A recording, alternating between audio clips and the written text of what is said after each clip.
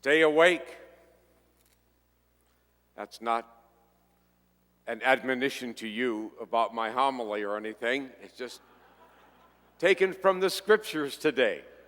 Stay awake. Advent is the shortest season in the church's year. This year it will only be 3.5 weeks because Christmas comes in the middle of the fourth week. It's going to be a shorter one than normal. And again, it's sort of counterculture to what we're going through in our lives. It's a penitential season, but one with a lot of joy in it, unlike Lent, which is heavier, the passion, the suffering of Christ, self-denial, those kinds of things that we focus on during the season of Lent. Advent's a little different. While the scriptures speak of staying awake, I think perhaps for most of us, it might be about waking up.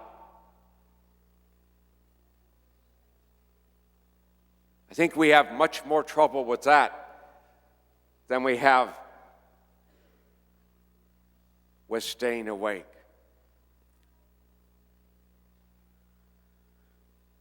The world in which we live is not friendly to God. I mean, it isn't. It exhibits a lot of activity, a lot of thought, and even more words that are contrary to much of what is in the gospel, much of what Christ has taught us, the very Son of God. We remember during this season of Advent the longing and awaiting that the people of Israel did for the Messiah to come. That's one thing, one coming of Christ that we remember. We remember how the Old Testament people waited and waited and waited for the Messiah to come, the one who would redeem them, the one who would save them. And they had a lot of trouble understanding, like we seem to, a lot of trouble understanding what it is that God expected of them and how it is that God wanted them to live. God made a covenant of love with Israel, and God didn't renege on it. And they constantly went the opposite direction.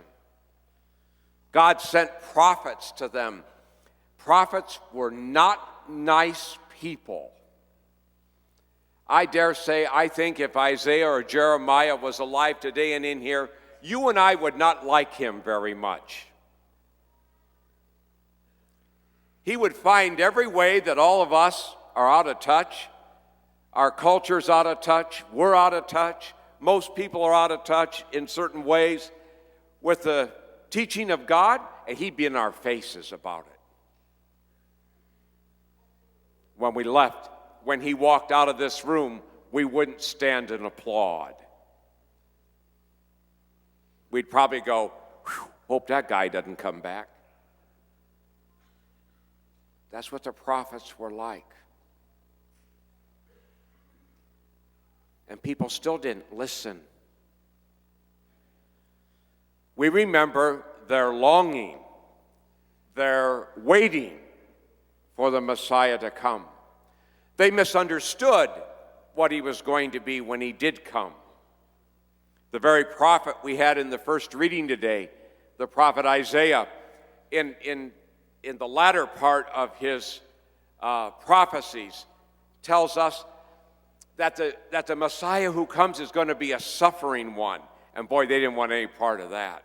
He was supposed to come and restore Israel, for God's sakes. You know, lots of prosperity, lots of new king, no more foreigners overseeing them, no more Romans, no more Greeks, no more nobody. no more Persians, nobody, no more Assyrians over them. They'd be mighty and be their own country again. The farthest thing from God's mind. God had no intention of restoring Israel as a power, as a nation. Never was a power, really. They didn't understand.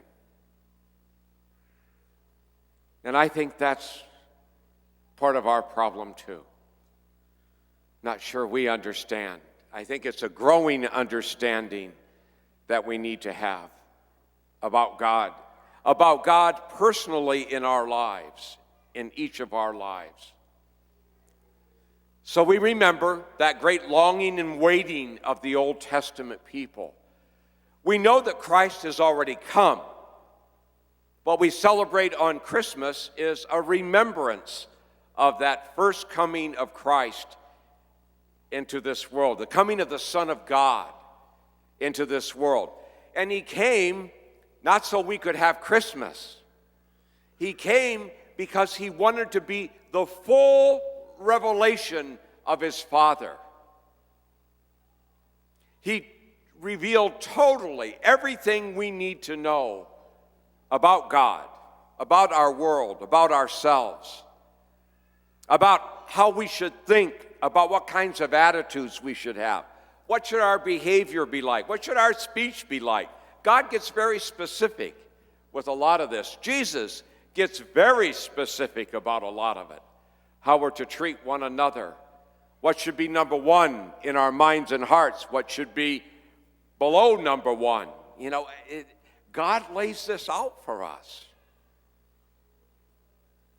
Our problem,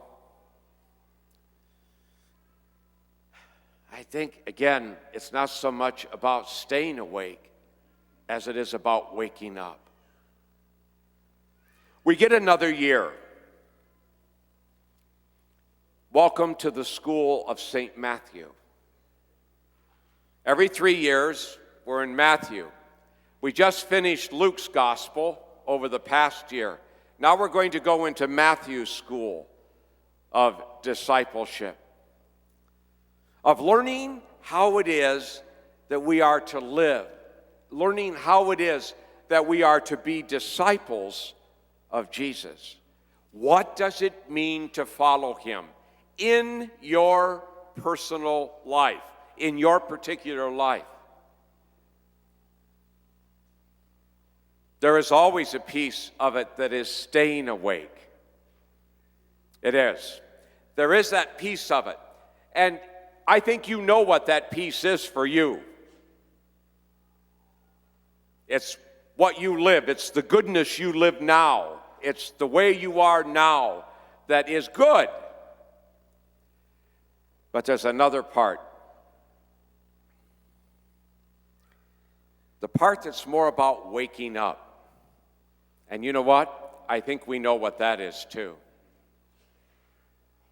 What is it in you that God is asking you to change? How is it that he's asking you to grow? How is he calling you beyond where you are to something new, something deeper? How is it that he's calling you to love in your life right now? How's he calling you to stay in a relationship or leave a relationship that is not good? A friend who's not a good friend, who's leading you in ways that you need not go and should not go. What's God asking? What's God calling? What are people around you saying to you? Or what are they silent about? Where don't they go? And you know they should. What's God asking? We need to wake up. We get another year. St. Augustine says that All of our relationship with God begins with our desires. We're at the first Sunday of Advent. Set your desire. Do what Isaiah the prophet says. I want to walk in the light of the Lord. I want to walk in the light of God in my life. Lord, illuminate me. Light me up where I need to be lighted up. Help me. It's what God wants to do. This season is over in a flash. Don't waste a second of it. Not only stay awake, wake up and walk in the light of the Lord.